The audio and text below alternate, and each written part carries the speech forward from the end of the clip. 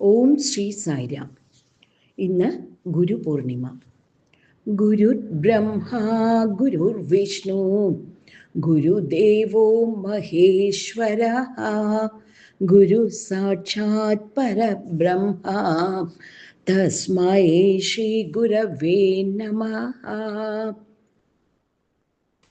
ഗുരുപൂർണിമ എല്ലാ ആധ്യാത്മിക ഗുരുക്കന്മാർക്കും വേണ്ടി സമർപ്പിക്കപ്പെട്ടിരിക്കുന്ന ആഷാഢമാസത്തിലെ ജൂലൈ മാസത്തിലെ പൗർണമി ദിവസമാണ്.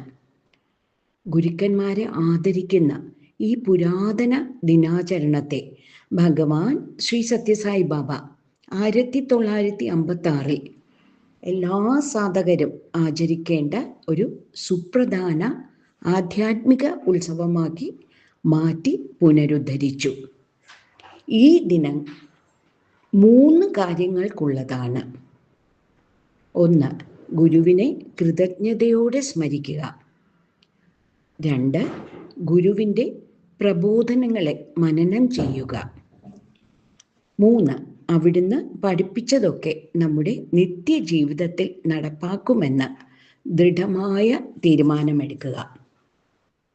വ്യാസപൂർണിമ എന്നും ഈ ദിനം അറിയപ്പെടുന്നു.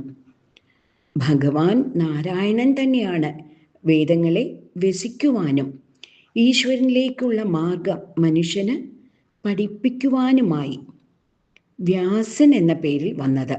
വ്യാസൻ ഈ പൗർണമി ദിവസമാണ് ജനിച്ചത്.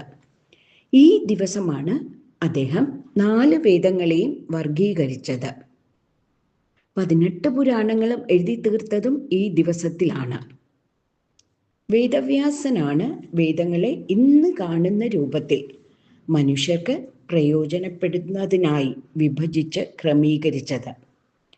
വേദങ്ങൾ ശാശ്വത സത്യങ്ങളാണ്. അവ ഈശ്വരേച്ഛ പ്രകാരമുള്ള വിശ്വത്തിൻ്റെ സൃഷ്ടിശക്തിയാണ്. സകല അറിവിനും മതത്തിനും ആധാരമായുള്ളത് ആ സത്യങ്ങളാണ്.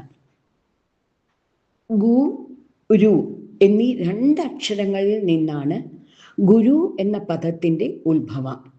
സംസ്കൃതത്തിൽ ഗു എന്നാൽ അന്ധകാരം എന്നും രു എന്നാൽ ഇല്ലാതാക്കുന്നവനും പൂർണിമ വെളുത്ത മാവ് എന്നുമാണ് അർത്ഥം.